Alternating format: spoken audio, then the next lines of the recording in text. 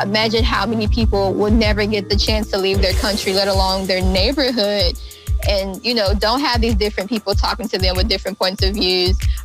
Don't understand there's people out there that want to help. This is Blair Durham with Black Wall Street Today, your media hub for all things Black entrepreneurship, politics, news, and events in Hampton Roads and beyond. Hey, are you interested in being on Black Wall Street Today with Blair Durham? Well, the link is in the show notes. And now, here's your host, Blair Durham. It's the 118th edition of Black Wall Street Today. I'm your guest host, Brian Owens, excited to share with you. Now, it's time for our very first guest, Miss C. Nicole. Hi, how are you? Hi, I'm doing great. C. Nicole is a singer-songwriter, television producer, nonprofit founder, creative group, and publishing house owner. The Rain, Africa, is her first children's book, influenced by the need to have more historical books about African ethnic groups for the youth available, especially for children of African descent. She is also the author of American Presidential Parties, Their Relevance to People of African Descent. C. Nicole is a graduate of the University of Houston, having received a BA in marketing and minors in journalism and European studies, which included studying abroad in Europe and Africa. Wow. She cites herself as being a citizen of the world, with 90 plus countries under her belt before 30 years of age, but makes Dallas, Texas, USA her home base. She's an advocate for Pan-Africanism, uniting all people of African descent, and she is the founder of the nonprofit Pan-African Think Tank. You can find out more, donate, and shop apparel at panafricantt.org. I'd like to welcome C. Nicole. Welcome to Black Wall Street Today. Thank you for having me. I'm glad to have you here. You have such an exciting background. Did I pick up on everything that the listeners need to know about you for the intro? Hey, that's my whole life story. Well, let's just dive right into it. And let me ask you, what made you write The Rain, Africa? Yeah, so, as you mentioned, I've just traveled around the world so much. And, I came into contact with children who, didn't know about their ancestry, don't know where Africa even is on the map. And so you can't, try to progress as a people if you don't know your history, even know where you come from. So just wanting to educate the youth about their history that goes, they talk about history in school after slavery, but not about the history before slavery. Just wanted to educate the youth. That's awesome. That's also one of my passions as well. With it being Black History Month, can you also tell us and the listeners a little bit about the nonprofit you founded, Pan-African Think Tank? Yes, so Pan-African Think Tank was founded to bridge the gap between Africa and the African diaspora through collective means, to advocate. Basically, traveling a lot of people of African descent all around the world tend to think that we don't have the same problems, but we really do. And so just trying to bring everyone together to see how we can combat those problems as one. Awesome. Now, you have a lot of traveling under your belt. I think we read 90 plus countries. Can you tell us how traveling and getting that world perspective really helped shape your perspective to what you bring to media and literary communities? Yeah, so being able to travel, you're able to have more empathy. You're able to put yourself in other people's shoes. You're able to tell their stories because it's not just another story you read, right? So you were actually there with them, learning about it with them.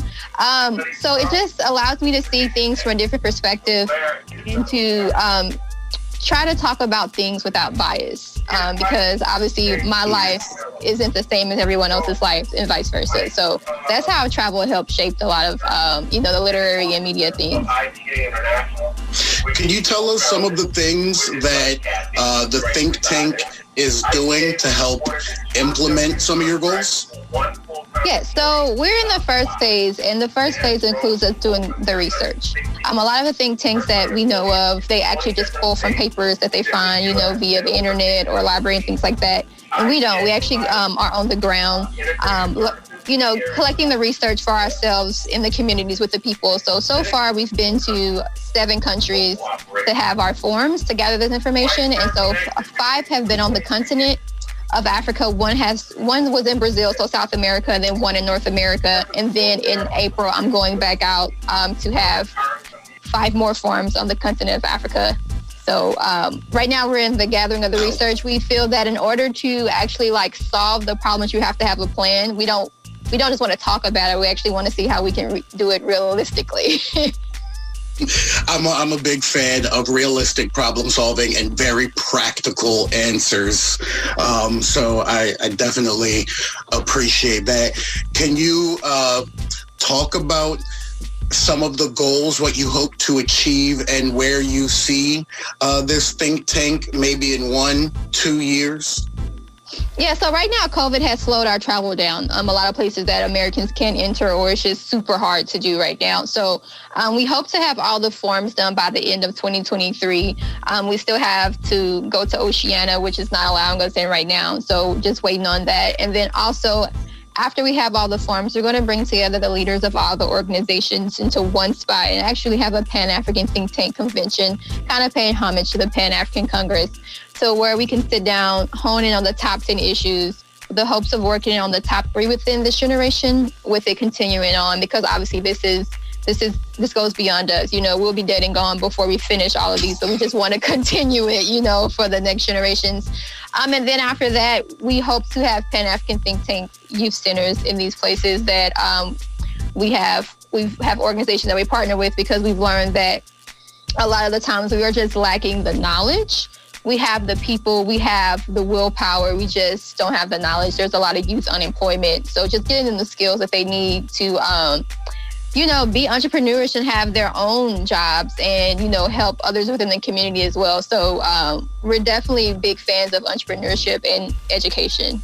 Yeah, and those are exciting goals. I would love to see those type of youth centers be put up.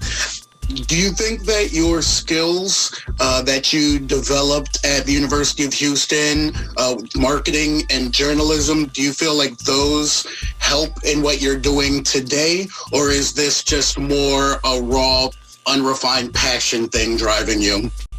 Yeah, I think I actually learned more after I graduated college, because, you don't really get real life things. You're basically reading from the book and what the teachers tells you.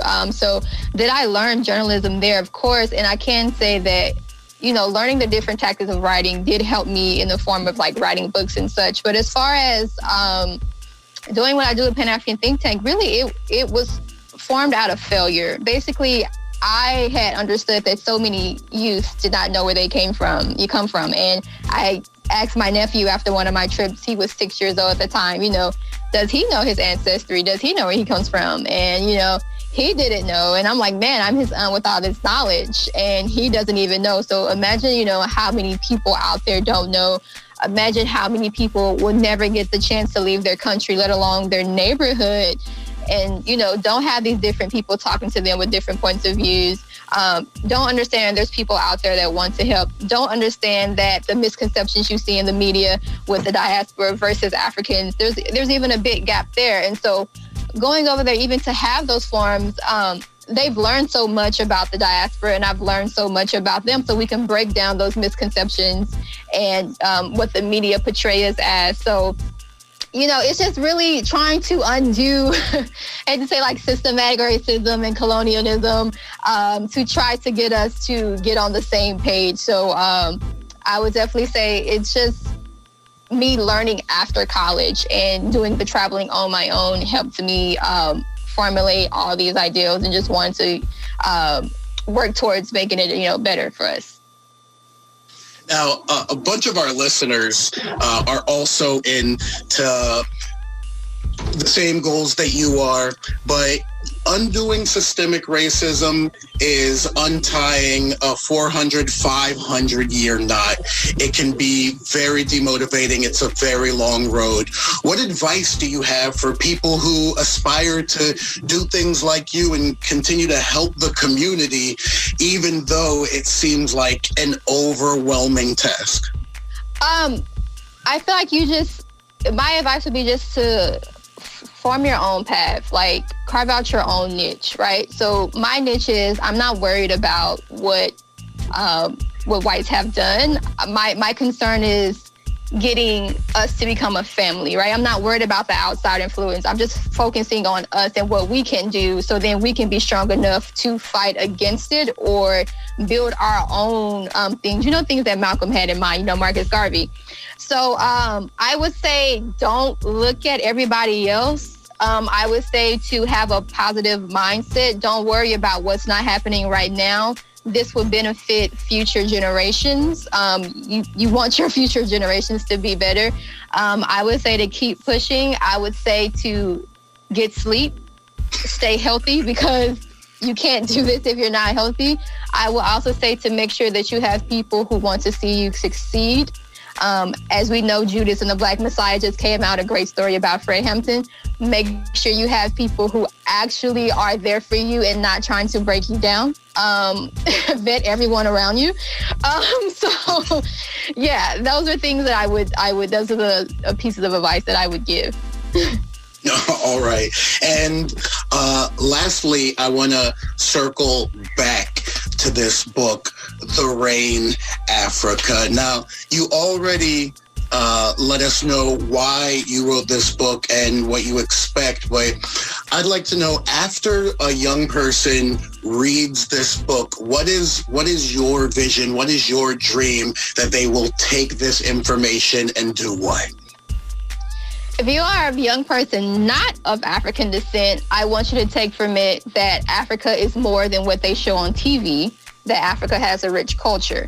If you are of African descent, I want you to have pride. If you don't have it already, gain more pride. I want you to be proud of your heritage. I want you to go out there and represent Africa in a positive way. Be inspired by these stories and push us forward. That is so awesome. Thank you so much for sharing your time. I really would like all of our listeners to know where they can follow up with you personally, because as you stated earlier, one of the main goals is for us to become a family, focus on ourselves and the positivity. So if somebody wants to donate, if somebody just wants to reach out with you and say, hey, I also have the same goals, I also have the same dreams and vision, how can I help you? How can I help the movement? Where can they find you? And also tell them what they can do to help once they've contacted you. Yes, so you can find us on social media at PanAfricanTT. Also, panafricantt.org directly. And what you can do to help us, you can donate. You can donate directly at panafricantt.org. If you don't want to donate, you can shop apparel. We have a ton of fashionable apparel. This is one of our sweaters to just represent, what we do. We also would love for you to spread the word. Also, if you're doing something similar to us, please reach out in our contact form. We would love to be a part of it. We would love to help as well. And if you want to contact me personally, you can reach me on all socials at Miss C Nicole. So that's MSCNICHOLE. And I'm always around. I'm always answering DMs, whatever, you need from me, I'm available. And if you want to know more about the book, you can go to panafricanpublishing.com. You can buy it there or buy it at all your major retailers like Barnes & Nobles, Amazon, Walmart, wherever you shop. Thank you. Thank you so much for sharing your time with us again. That was C. Nicole.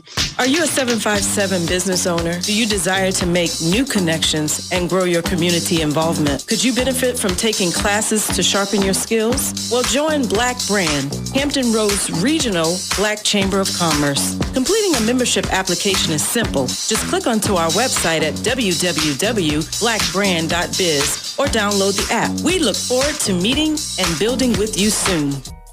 This show is brought to you by Positive Vibes Incorporated, our consulting services. We do credit fixes, tax resolution, we lend private money to real estate investors, and we do debt consolidations. Basically, we put money in your pocket when you need money. We put money in your pocket when you need money. 757-932-0177. Phenomenal. Stay with us online at Black Wall Street Today on Facebook and Black Wall Street Today on Instagram, and then follow us on Twitter as well at BWS Today. We look forward to talking again next week. Have a wonderful week. I have said and I will continue to say that the most important priority for the Black community is the Black community, not a particular political party. Phenomenal. Hey, yo, when I say black, you say Wall Street. Black Wall Street. When I say black, you say Wall Street. Black. When I say black, you say Wall Street. Black. When I say black, you say Wall Street. Black. Black Wall Street. Black Wall Street.